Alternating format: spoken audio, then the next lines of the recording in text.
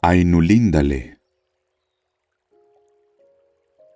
La música de los Ainur. En el principio estaba Eru, el único, que en Arda es llamado Ilúvatar, y primero hizo a los Ainur, los sagrados, que eran vástagos de su pensamiento, y estuvieron con él antes que se hiciera alguna otra cosa. Y les habló y les propuso temas de música, y cantaron ante él, y él se sintió complacido. Pero por mucho tiempo cada uno de ellos cantó solo, o junto con unos pocos, mientras que el resto escuchaba. Porque cada uno solo entendía aquella parte de la mente de Ilúvatar de la que provenía él mismo, y eran muy lentos en comprender el canto de sus hermanos. Pero cada vez que escuchaban, alcanzaban una comprensión más profunda y crecían en unisonancia y armonía. Y sucedió que Ilúvatar convocó a todos los Ainur y les comunicó un tema poderoso, descubriendo para ellos cosas todavía más grandes y más maravillosas que las reveladas hasta entonces. Y la gloria del principio y el esplendor del final asombraron a los Ainur, de modo que se inclinaron ante Ilúvatar y guardaron silencio. Entonces les dijo Ilúvatar: del tema que os he comunicado, quiero ahora que hagáis juntos y en armonía una gran música. Y como os he inflamado con la llama imperecedera, mostraréis vuestros poderes en el adorno de este tema mismo, cada cual con sus propios pensamientos y recursos, si así le place. Pero yo me sentaré y escucharé, y será de mi agrado que por medio de vosotros una gran belleza despierte en canción. Entonces las voces de los Ainur, como de arpas y laúdes, pífinos y trompetas, violas y órganos, y como de coros incontables que cantan con palabras, empezaron a convertir el tema de Ilúvatar en una gran música. Y un sonido se elevó de innumerables melodías alternadas, entretejidas en una armonía que iba más allá del oído, hasta las profundidades y las alturas, rebosando los espacios de la morada de Ilúvatar. Y al fin la música y el eco de la música desbordaron volcándose en el vacío, y ya no hubo vacío. Nunca desde entonces hicieron los Ainur una música como esta, aunque se ha dicho que los coros de los Ainur y los hijos de Ilúvatar harán ante él una música todavía más grande, después del fin de los días. Entonces los temas de Ilúvatar se tocarán correctamente y tendrán ser en el momento en que aparezcan, pues todos entenderán entonces plenamente la intención del único para cada una de las partes, y conocerán la comprensión de los demás, e Ilúvatar pondrá en los pensamientos de ellos el fuego secreto. Pero ahora Ilúvatar escuchaba sentado, y durante un largo rato le pareció bien, pues no había fallos en la música. Pero a medida que el tema prosperaba, nació un deseo en el corazón de Melkor, entretejer asuntos de su propia imaginación que no se acordaban con el tema de Ilúvatar, porque intentaba así acrecentar el poder y la gloria de la parte que le había sido asignada. A Melkor, entre los Ainur, le habían sido dados los más grandes dones de poder y conocimiento, y tenía parte en todos los dones de sus hermanos. Con frecuencia había ido solo a los sitios vacíos en busca de la llama imperecedera, porque grande era el deseo que ardía en él de dar ser a cosas propias, y le parecía que Ilúvatar no se ocupaba del vacío, cuya desnudez lo impacientaba. No obstante, no encontró el fuego, porque el fuego está con Ilúvatar. Pero hallándose solo, había empezado a tener pensamientos propios, distintos de los de sus hermanos. Melkor entretejió algunos de estos pensamientos en la música, e inmediatamente una discordancia se alzó en torno, y muchos de los que estaban cerca se desalentaron. Se les confundió el pensamiento, y la música vaciló. Pero algunos empezaron a concertar su música con la de Melkor más que con el pensamiento que habían tenido en un principio. Entonces la discordancia de Melkor se extendió todavía más, y las melodías escuchadas antes naufragaron en un mar de sonido turbulento. Pero Ilúvatar continuaba sentado y escuchaba, hasta que pareció que alrededor del trono había estallado una furiosa tormenta, como de aguas oscuras que batallaran entre sí con una cólera infinita que nunca sería apaciguada. Entonces Ilúvatar se puso de pie y los Ainur vieron que sonreía, y levantó la mano izquierda y un nuevo tema nació en medio de la tormenta, parecido y sin embargo distinto al anterior, y que cobró fuerzas y tenía una nueva belleza. Pero la discordancia de Melkor se elevó rugiendo y luchó con él, y una vez más hubo una guerra de sonidos más violenta que antes, hasta que muchos de los Ainur se desanimaron y no cantaron más, y Melkor predominó. Otra vez se incorporó entonces Ilúvatar, y los Ainur vieron que estaba serio. E Ilúvatar levantó la mano derecha, y he aquí que un tercer tema brotó de la confusión, y era distinto a los otros, porque pareció al principio dulce y suave, un mero murmullo de sonidos leves en delicadas melodías, pero no pudo ser apagado y adquirió poder y profundidad. Y pareció por último que dos músicas se desenvolvían en un tiempo ante el asiento de Ilúvatar, por completo discordantes. La una era profunda, vasta y hermosa, pero lenta y mezclada con un dolor sin medida que era la fuente principal de su belleza. La música de Melkor había alcanzado ahora una unidad propia, pero era estridente, vana e infinitamente repetida, y poco armónica, pues sonaba como un clamor de múltiples trompetas que bramaran unas pocas notas, todas al unísono. E intentó ahogar la otra música con una voz violenta, pero pareció que la música de Ilúvatar se apoderaba de algún modo de las notas más triunfantes y las entretejía en su propia solemne estructura. En medio de esa batalla que sacudía las estancias de Ilúvatar y estremecía unos silencios hasta entonces inmutables, Ilúvatar se puso de pie por tercera vez y era terrible mirarlo a la cara. Levantó entonces ambas manos y en un acorde más profundo que el abismo, más alto que el firmamento, penetrante como la luz de los ojos de Ilúvatar, la música cesó. Entonces Ilúvatar habló y dijo: «Poderosos son los Ainur, y entre ellos el más poderoso es Melkor. Pero sepan él y todos los Ainur que yo soy Ilúvatar. Os mostraré las cosas que habéis cantado y así veréis qué habéis hecho. Y tú, Melkor, verás que ningún tema puede tocarse que no tenga en mí su fuente más profunda, y que nadie puede alterar la música a mi pesar. Porque aquel que lo intente probará que es solo mi instrumento para la creación de cosas más maravillosas todavía, que él no ha imaginado». Entonces los Ainur tuvieron miedo, aunque aún no habían comprendido qué les decía Ilúvatar. Y llénose Melkor de vergüenza, de la que nació un rencor secreto.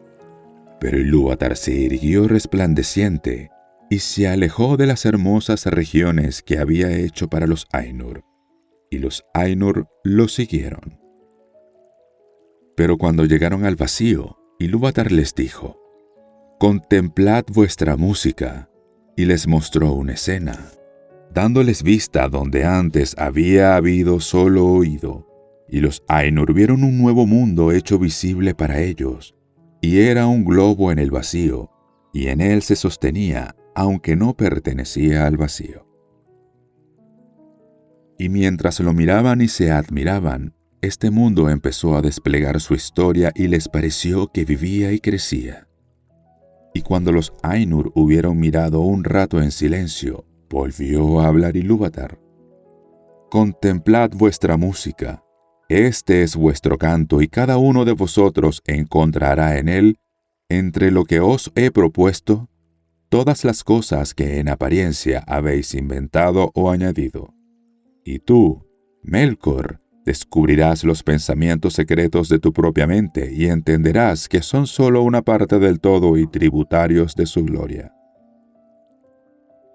Y muchas otras cosas dijo Ilúvatar a los Ainur en aquella ocasión, y por causa del recuerdo de sus palabras y por el conocimiento que cada uno tenía de la música que él mismo había compuesto, los Ainur saben mucho de lo que era, lo que es y lo que será, y pocas cosas no ven. Sin embargo, algunas cosas hay que no pueden ver, ni a solas, ni aun consultándose entre ellos. Porque a nadie más que a sí mismo ha revelado Ilúvatar todo lo que tiene él en reserva, y en cada edad aparecen cosas nuevas e imprevistas, pues no proceden del pasado. Y así fue que mientras esa visión del mundo se desplegaba ante ellos, los Ainur vieron que contenía cosas que no habían pensado antes.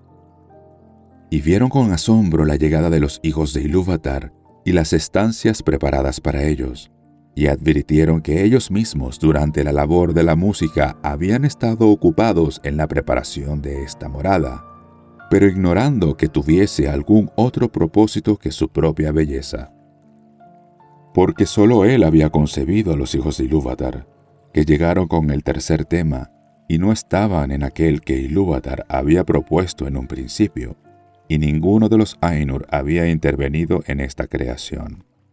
Por tanto, mientras más los contemplaban, más los amaban, pues eran criaturas distintas de ellos mismos, extrañas y libres, en las que veían reflejada de nuevo la mente de Ilúvatar.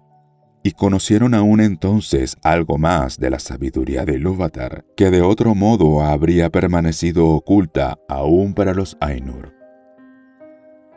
Ahora bien, los hijos de Ilúvatar son elfos y hombres, los primeros nacidos y los seguidores. Y entre todos los esplendores del mundo, las vastas salas y los espacios, y los carros de fuego, Ilúvatar escogió como morada un sitio en los abismos del tiempo y en medio de las estrellas innumerables. Y puede que esta morada parezca algo pequeña a aquellos que solo consideran la majestad de los Ainur y no su terrible sutileza. Como quien tomara toda la anchura de Arda para levantar allí una columna y la elevara hasta que el cono de la cima fuera más punzante que una aguja. O quien considerara solo la vastedad inconmensurable del mundo, que los Ainur aún están modelando, y no la minuciosa precisión con que dan forma a todas las cosas que en él se encuentran. Pero cuando los Ainur hubieron contemplado esa morada en una visión y luego de ver a los hijos de Ilúvatar que allí aparecían, muchos de los más poderosos de entre ellos se volcaron en pensamiento y deseo sobre este sitio. Como también había sido al comienzo el más grande de los Ainur que participaran en la música, y fingió, aún ante sí mismo al comienzo, dominando los torbellinos de calor y de frío que lo habían invadido, que deseaba ir allí y ordenarlo todo para beneficio de los hijos de Ilúvatar. Pero lo que en verdad deseaba era someter tanto a elfos como a hombres, pues envidiaba los dones que Ilúvatar les había prometido, y él mismo deseaba tener súbditos y sirvientes, y ser llamado Señor y gobernar otras voluntades. Pero los Ainur contemplaron esa habitación puesta en los vastos espacios del mundo, que los elfos llaman Arda, la tierra, y los corazones de todos se regocijaron en la luz, y los ojos se le alegraron en la contemplación de tantos colores, aunque el rugido del mar los inquietó sobremanera, y observaron los vientos y el aire y las materias de que estaba hecha Arda, el hierro y la piedra, la plata y el oro, y muchas otras sustancias, pero de todas ellas el agua fue la que más alabaron. Y dicen los Eldar que el eco de la música de los Ainur vive aún en el agua, más que en ninguna otra sustancia de la tierra. Y muchos de los hijos de Ilúvatar escuchan aún insaciables las voces del mar, aunque todavía no saben lo que oyen. Ahora bien, aquel Ainur a quien los elfos llaman Ulmo, volvió sus pensamientos al agua y de todos fue a él a quien Ilúvatar dio más instrucción en música. Pero sobre aires y vientos quien más había reflexionado era Manwë, noble de nobles entre los Ainur. En la materia de la tierra había pensado Aule, a quien Ilúvatar había concedido una capacidad y un conocimiento apenas menores que los de Melkor. Aunque lo que deleita y enorgullece a Aule es la tarea de hacer y las cosas hechas, y no la posesión ni su propia maestría. Por tanto da y no atesora, y está libre de cuidados emprendiendo siempre nuevas tareas.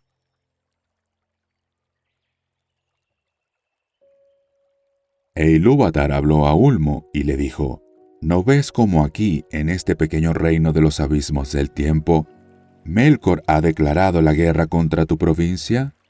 Ha concebido un frío crudo e inmoderado, y sin embargo no ha destruido la belleza de tus fuentes, ni la de tus claros estanques. Contempla la nieve y la astuta obra de la escarcha. Melkor ha concebido calores y fuegos sin restricción, y no ha podido marchitar tu deseo ni ahogar por completo la música del mar. Contempla más bien la altura y la gloria de las nubes y las nieblas siempre cambiantes, y escucha la caída de la lluvia sobre la tierra, y en estas nubes eres llevado cerca de Manwë, tu amigo, a quien amas. Respondió entonces Ulmo: en verdad, mi corazón no había imaginado que el agua llegara a ser tan hermosa, ni mis pensamientos secretos habían concebido el copo de nieve, ni había nada en mi música que contuviese la caída de la lluvia. Iré en busca de Manwë, y juntos haremos melodías que serán tu eterno deleite. Y Manwë y Ulmo fueron desde el principio aliados, y en todo cumplieron con fidelidad los propósitos de Ilúvatar.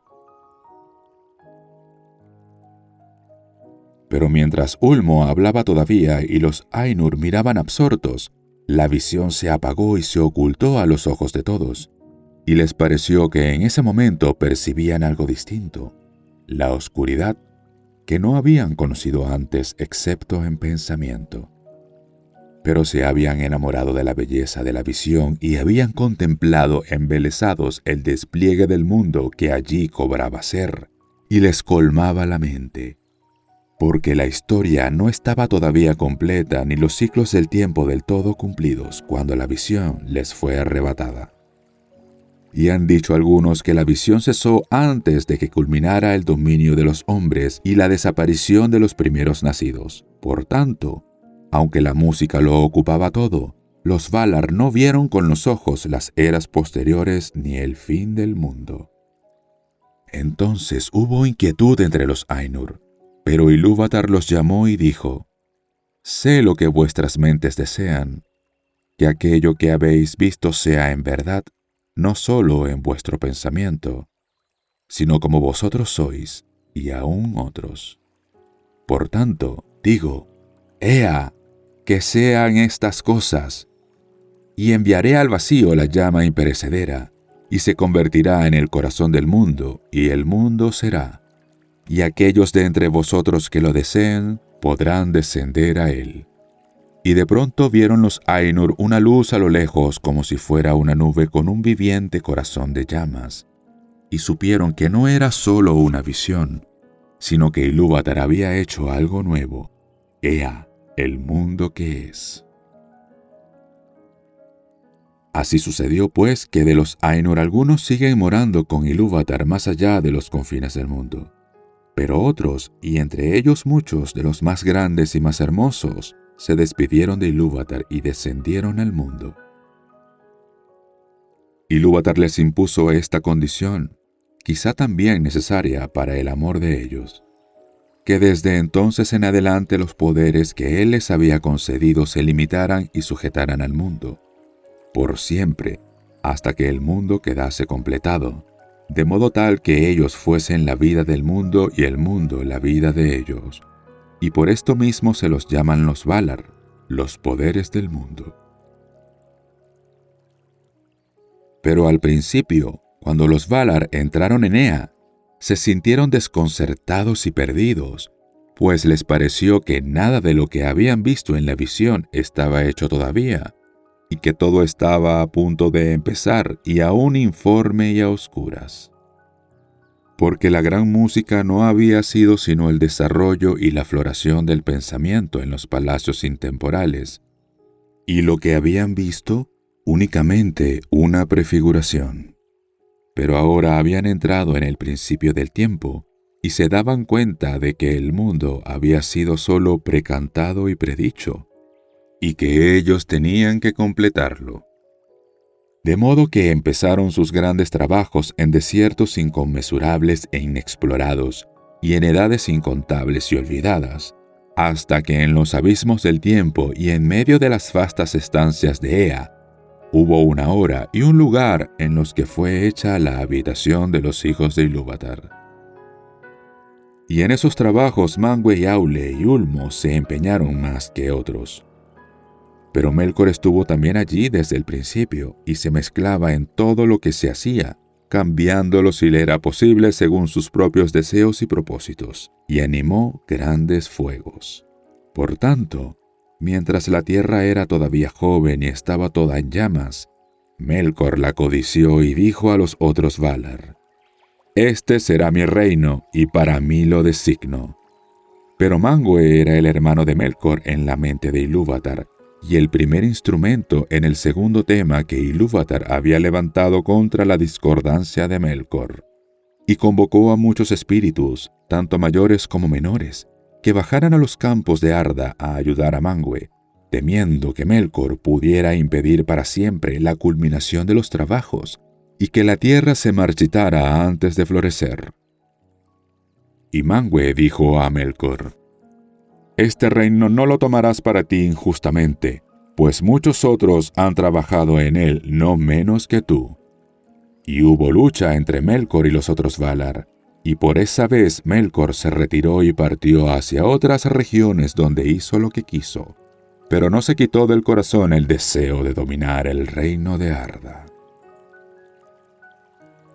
Ahora bien, los Valar tomaron para sí mismos forma y color, y porque habían sido atraídos al mundo por el amor de los hijos de Ilúvatar, en quienes habían puesto tantas esperanzas, tomaron formas que se asemejaban a lo que habían contemplado en la visión de Ilúvatar, excepto en majestad y esplendor. Además, esas formas proceden del conocimiento que ellos tenían del mundo visible más que del mundo en sí, y no las necesitan, salvo como necesitamos nosotros el vestido, pues podríamos ir desnudos sin desmedro de nuestro ser. Por tanto, los Valar pueden andar, si así les place, sin atuendo, y entonces ni siquiera los Eldar los perciben con claridad, aunque estén presentes. Pero cuando deciden vestirse, algunos Valar toman forma de hombre y otros de mujer, porque esa diferencia de temperamento la tenían desde el principio, y se encarna en la elección de cada uno, no porque la elección haga de ellos varones o mujeres, sino como el vestido entre nosotros, que puede mostrar al varón o a la mujer, pero no los hace. Mas las formas con que los grandes se invisten no son en todo momento como las formas de los reyes y de las reinas de los hijos de Ilúvatar, porque a veces se visten de acuerdo con sus propios pensamientos, hechos visibles en forma de majestad y temor. Y los Valar convocaron a muchos compañeros, algunos menores, otros tan poderosos como ellos, y juntos trabajaron en el ordenamiento de la tierra y en el apaciguamiento de sus tumultos. Entonces Melkor vio lo que se había hecho, y que los Valar andaban por la tierra como poderes visibles, vestidos con las galas del mundo, y eran agradables y gloriosos de ver, y bienaventurados si la tierra estaba convirtiéndose en un jardín de deleite, pues ya no había torbellinos en ella. La envidia de Melkor fue entonces todavía mayor y él también tomó forma visible. Pero a causa del temple de Melkor y de la malicia que ardía en él, esa forma era terrible y oscura. Y descendió sobre Arda con poder y majestad más grandes que los de ningún otro Valar, como una montaña que vadea el mar y tiene la cabeza por encima de las nubes, vestida de hielo y coronada de fuego y humo. Y la luz de los ojos de Melkor eran como una llama que marchita con su calor y traspasa con un frío mortal. Así empezó la primera batalla de los Valar con Melkor por el dominio de Arda. Y de esos tumultos los elfos conocen muy poco, porque lo que aquí se ha declarado procede de los Valar mismos, con quienes los Eldalie hablaron en la tierra de Valinor y de quienes recibieron instrucción. Pero poco contaron los Valar de las guerras anteriores al advenimiento de los elfos. Se dice, no obstante, entre los Eldar que los Valar se esforzaron siempre, a pesar de Melkor, por gobernar la tierra y prepararla para la llegada de los primeros nacidos. Y construyeron tierras y Melkor las destruyó, cavaron valles y Melkor los levantó, tallaron montañas y Melkor las derribó, ahondaron mares y Melkor los derramó, y nada podía conservarse en paz ni desarrollarse, pues no bien empezaban los Valar una obra, Melkor la deshacía o corrompía. Y, sin embargo, no todo era en vano, y aunque la voluntad y el propósito de los Valar no se cumplían nunca, y todas las cosas tenían un color y una forma distintos de como ellos los habían pensado, no obstante, la tierra iba cobrando forma y haciéndose más firme. Y así la habitación de los hijos Ilúvatar fue establecida al fin en los abismos del tiempo y entre las estrellas innumerables.